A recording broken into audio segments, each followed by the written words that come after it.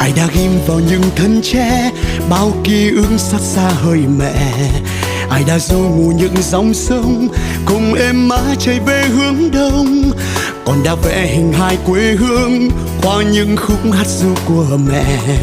Còn bao nhiêu lời ru con vẫn chưa được nghe. Việt Nam quê hương ta đẹp lắm, mặc lửa khói xây xeo tháng năm. Người Việt Nam da nâu mắt đen, thảo thơm bất khuất như cành sen. Việt Nam ơi quê hương ta ơi, biển lúa chín vàng thơm ngát trời. Vọng tiếng ai hò vì nhớ con đò ai.